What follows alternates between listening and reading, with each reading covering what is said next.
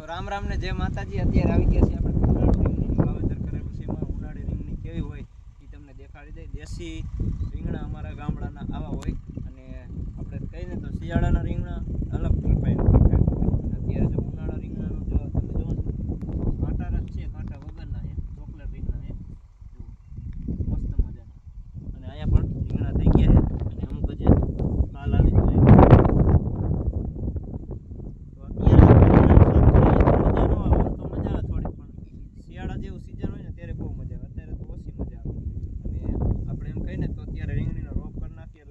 આવીને એટલે આપણે નવરાત્રી આવે ત્યારે રીંગણા ઉતારવાનું ચાલુ થાય। એ રીંગણું તમે ખાવ ને તો તમને ડાયરે ચડે, કેમ કે એ રીંગણામાં મજા આવે, રીંગણા ફરતા આવે છે। તો ઉનાળુ રીંગણ એટલે થોડુંક તાપમાનના હિસાબે રીંગણામાં તમને કલર ન આવે।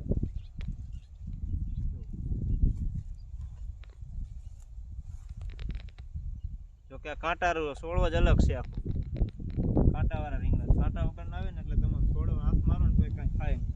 લાંબા લાંબા હાથ કરો ને ત્યાં કાંટા કૂદી જાય, મસ્ત મજા। તો હવે હાલો આપણે રીંગણાનો ઉતાર લીધો વિડીયો ને હવે જાવું બાજરામાં, કેમ કે ઉનાળુ બાજરો કેવો અમારે હોય ગામડામાં દેશી, કેવી મહેનત કરે ખેડૂત, પછી આવો બાજરો થાય એટલે બધે ખેતી તો સારી જ કરે। અને આપણે ઘણા સમયથી ખેતીવાડીનો વ્લોગ નથી બનાવ્યો, તો કીધું આજે આપણે વ્લોગ બનાવવા આવી ગયા છે। તો હવે વાલ આપણે બંધ કરાવી નાખી, કેમ કે પાણી સહેલું છે એ ગામમાંની તો જે વાર જો વાલ બંધ થઈ ગયો, અહીંથી બંધ કરી દઈને પાણી બંધ થઈ જાય। અને ભીંડાની વાત કરવા જાય તો ઉનાળુ ભીંડું તમે જુઓ તો આ ખાવામાં તો મીઠો લાગે, પણ જ્યારે ઉતારતા હોય ત્યારે મોજા પહેરવા પડે આપણે બધા કઈડે। અને ભીંડાનું વાવેતર આપણે અડધો વીઘો કહેવાય ને તો એટલું છે, અને રીંગણીનું વાવેતર કરેલું છે। જો ભીંડો ઉતારવામાં શું થાય ખબર, કેરો કેરો હાલું છે એટલે છોડવામાં નાની સિંગ હોય, મોટી સિંગ હોય, બધી લઈ લે લગભગ ગઈઢી થઈ જાય। આ કૂણી હોય પછી ઓલે ભૂલાઈ જાય ને તો ઓલી પેલા વીણ કરીને તો આપણે ગઈઢી થઈ જાય, એ કામ ઉપયોગમાં ન આવે। જો આમ તો શાક આનું બને મસ્તીનું, ચણાનો લોટ ભરીને સાઈસ નાખી અને મસાલો નાખી દે ને એટલે ગઈઢી સિંગનું ખાવાનું શાક એવી મજા આવે। જો બધી ગઈઢી થઈ જાય ને ખાટને જો આ કૂણી અને આ હાથના મોજા પહેરે ને એટલે કઈડે ને એને કઈડે। હા ઓલો મોટો ભીંડો થાય એ નહીં, નનકો ભીંડો થાય। તો અહીંયા જો બધી આ સિંગું ગઈઢી થઈ જાય એટલે એ ઉતારવા ટાણે કાઢી નાખવાની કૂણી કૂણી, અને આપણે ભારી બાંધીને માર્કેટમાં જવા દેવાનું નહીં એટલે શોટિંગ કરવું પડે। તો બાજરાનું તો પેલું પાણ છે અને ભીંડો તો ઉતારવાનું કામ હતું ચાલુ, પણ એ ભારી બાંધીને આપણે રૂમે મૂકી ગયા। તો મને તો મોય જેવી આવી જાય, વિરાજભાઈની કોમેન્ટ હતી, મેં કીધું મારે રીંગણીની માહિતી કેમ આપવીની, કેમ કે મારે ખેતી છે નહીં, ખેતી છે પણ જે ભાગનું ખેતી છે રીંગણીનું વાવેતર કેવી રીતે કર્યું, કેવી મહેનત કરવી પડે એ આપણે મનસુખભાઈ થોડીક માહિતી આપશે, અને રીંગણા કેવા ચોકલેટ હોય એ આપણને અનુભવ ન હોય, પણ વિડીયો જય માતાજી મનસુખભાઈ। જય માતાજી યશવીનભાઈ। આ રીંગણા તો જો કે ચોકલેટી છે, પણ અત્યારે બજારમાં મધું હાવ ડીમ છે। જ્યારે 150 રૂપિયા કિલો થતા હતા ત્યારે આપણે બગડી ગઈ હતી। એવું હતું? હા, એટલે આવી નુકસાની આવી ગઈ હતી એવું હતું? અત્યારે ત્યારે જીતરી વધારે થઈ ગઈ છે। અત્યારે તો જાય પણ 10-12 રૂપિયાના કિલો જાય। અત્યારે જો ઓછો ભાવ છે અત્યારે તો એડમાં તો 10 રૂપિયા 12 રૂપિયા કિલો જાય, કે કોઈ સારું રીંગણું હોય તો 15 રૂપિયા। જો કે આપણું તો 20 માં વેચાય છે અત્યારે, પણ અમે આમ જો કે બે ધંધો કરવું, એડમાં લઈ જવું ને છૂટકમાં વેચવું।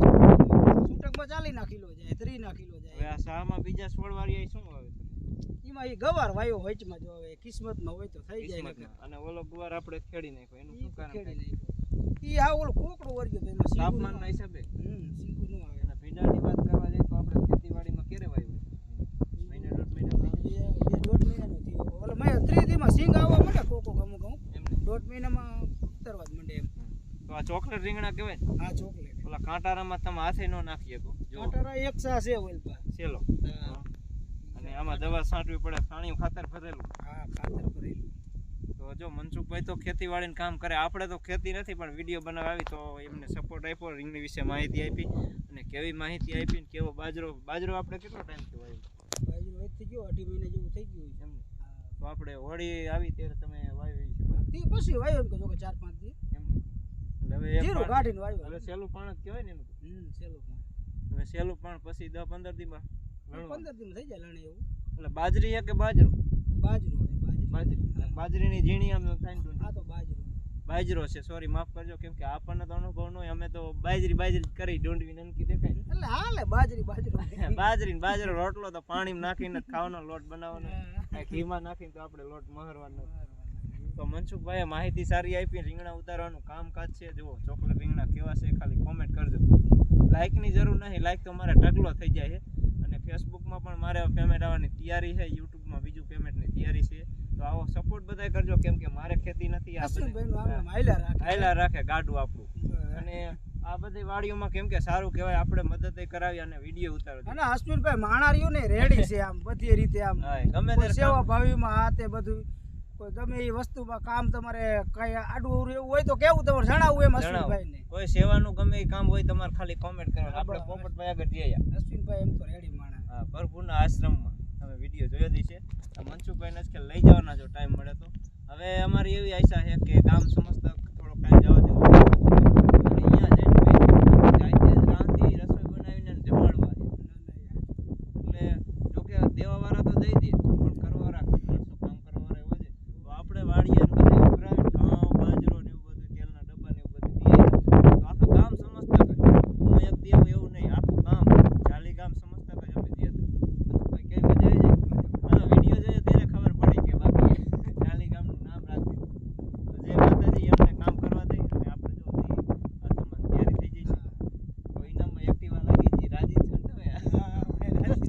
નકર હાલીને આવતો હતો, પણ હવે બાઇક લઈને આવું. ક્યારેક ચક્કર મારવી હોય તો ચાવી દો. ના આપણે લેવી છે તો જોવું ને થોડાક દિવસ એમ ને?